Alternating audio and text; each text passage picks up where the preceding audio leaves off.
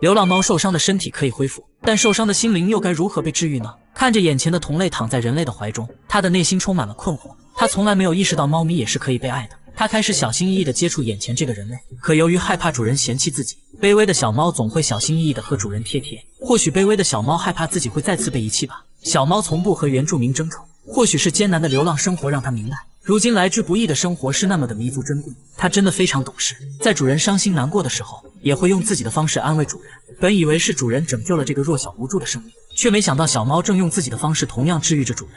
小猫被遗弃在一个寒冷的冬夜，小哥发现车底蜷缩着一只小猫，小小的它就蜷缩在车底瑟瑟发抖。看到有人靠近，它费力的一瘸一拐地跑出来，眼神中充满了渴望和无助。它似乎知道这个人是他唯一的希望，所以不停地蹭着小哥，证明自己的友好。要知道流浪猫通常都很警惕，尤其是受伤的小猫，但它或许是被逼到了绝境，所以只能用生命去赌人类的善良。好在这一次他赌对了。小哥看到小猫如此有灵性，于是便毫不犹豫地将它带了回家。小猫在小哥怀里不哭不闹，也不知道它到底经历了什么，真的好让人心疼。紧接着小哥为它治疗伤口，给它美味的罐头，看它狼吞虎咽的样子就知道它有多饿。此刻的小猫终于有了一个属于它的新家，这不仅仅是对小猫的救赎，也是上天给予铲屎官的礼物。可不知道小猫到底经历了什么磨难，在它的内心深处留下了不可磨灭的阴影。在它正式成为了家中的一员之后，它依旧小心翼翼、卑微胆怯，从来都不争不抢。在面对主人的嘘寒问暖时，它总是试探性地伸出双手，试图让主人接受卑微的自己。或许他在用这种方式证明自己很懂事。他也知道流浪的日子有多么痛苦，也明白拥有疼爱和关心是多么难得。虽然他仍然害怕被再次抛弃，但他不知道的是，他已经拥有了一个温柔的主人和一个幸福的家。而妞妞不知道的是，他早已成为了主人心中最重要的家庭成员，同时也给主人带来了心灵上的抚慰。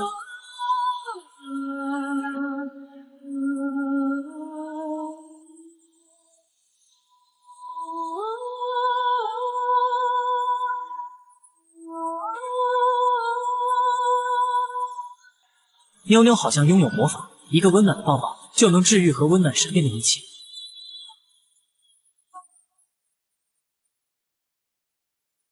小哥在马路边意外捡到一只小鸟，因为是第一次遇到这种野味，小哥紧紧抱着它，正盘算着晚上红烧还是清蒸。小哥检查发现，这家伙虽然头小嘴尖，可身体部位却异常的饱满多肉。这只傻鸟也不知道反抗挣扎，反而乖乖的配合小哥往家里厨房赶。难道他就不知道自己马上要成为人类的下酒菜吗？可令人没想到的是，最终小哥的做法却令人感动。很快小哥就喊来了同伴帮忙。起初同伴建议直接把小鸟放生，可小哥却坚持自己的想法，毕竟这里荒无人烟，且时常有野兽出没，如果将它独自留在这，肯定会被其他动物吃掉。何不我们把它带回家，死了的话还能搓一顿，这样也算是做了件善事。随后同伴成功被小哥说服，小鸟也被关进牢笼，等待命运的审判。到家后，小哥并没有直接起锅烧油，只见他挤了一点类似营养液的东西，接着不停地搅拌，与水充分融合吸收。小哥又找来一个针筒捣鼓着，这只傻鸟也真是够傻的，长了一身肌肉却不知道反抗。小哥单手将它的嘴巴抠开，准备强行灌液体迷晕它。或许是感觉到味道不对，小鸟一直不愿配合小哥的动作，直到小哥喊来了同伴帮忙，他才不得不咽了一点下去。然而令人意外的是，下一秒小鸟竟然开始哭了起来。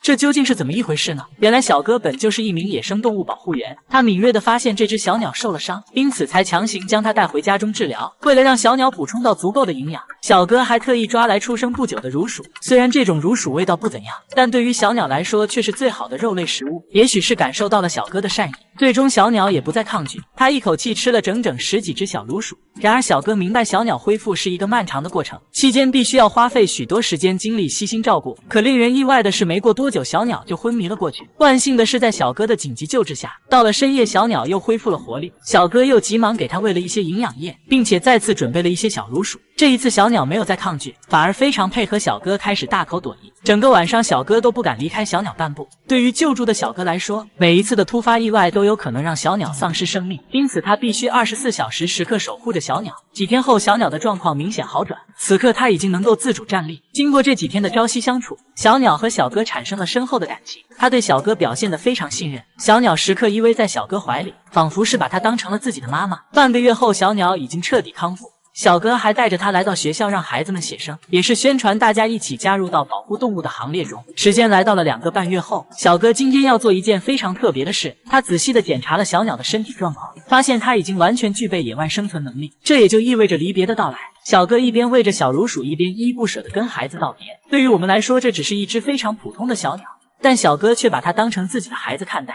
俗话说儿行千里母担忧，我想只有体会过的人才能懂这种滋味。临走之前，小哥带着小鸟来到训练场地，让它体验最后一次水中乐园。小鸟一直发出愉悦的叫声，虽然它们不会说话，但我想它肯定是在用这种独特的方式回应小哥。随后小鸟被捆住手脚带到了山顶，不过我不明白为何要蒙住它的双眼，难道是担心它记住路线又飞回来吗？小哥对小鸟有着无法割舍的亲情，他将小鸟抱在怀中，久久无法放它离去。看得出来，小哥确实是有万般的不舍。随后，小哥将小鸟交给了一位大妈，并且交代了一些放飞技巧。在确认一切就绪后，大妈怀着无比激动的心将小鸟放飞。与生俱来的天性使得小鸟开始展翅翱翔，不过令人意外的是，它始终盘旋在人们的视线中，仿佛是在用这样的方式表达最崇高的感谢。我想这才是人与动物和谐相处最美好的画面。不过直到最后我都没搞明白这是什么鸟。谁能想到这还没巴掌大的小猫，却是世界上最凶猛的猫科动物。虽然呆萌的小家伙还没有一片树叶大，但实际上它已经成年了。这只浑身长满豹纹的小猫名为锈斑豹猫，它是世界上最小的猫咪。成年的锈斑豹猫依旧看起来像一只小奶猫，体重也只有1000克左右。但你可千万别被它呆萌可爱的外表所欺骗。这只巴掌大的小猫素有杀戮机器和丛林忍者之称，它可是站在丛林食物链顶端的猎食者。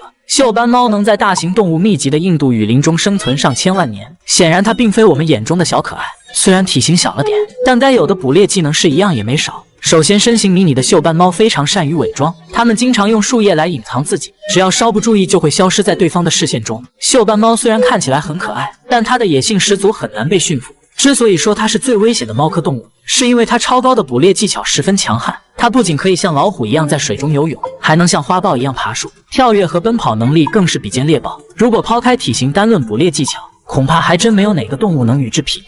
身手敏捷的锈斑猫视力是人类的6倍之多，并且它的嗅觉能分辨11种不同的气味。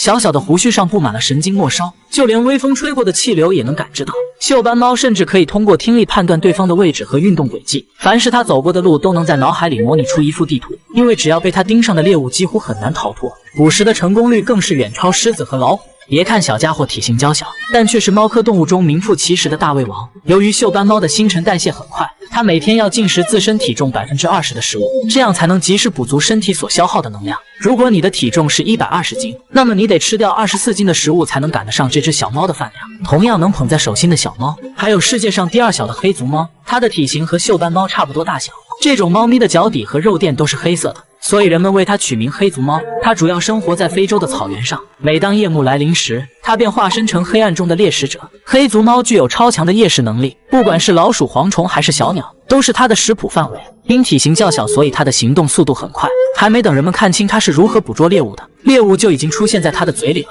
据统计，黑足猫每年至少要吃掉3000只老鼠，并且狩猎成功率高达60%，是老虎和狮子的3倍之多，因此它也被称为世界上最致命的猫科动物之一。这2款迷你小猫咪还有一个别名叫老底座川兽，因为其栖息地遭受破坏，导致它们的生存和数量面临着严重的威胁，因此锈斑豹猫和黑足猫也被动物组织列为濒危物种。据一些非洲土著人描述，成年的黑足猫可以硬刚花豹，甚至可以吊打猎狗。如果遇见这么凶猛的小猫，你会怎么办呢？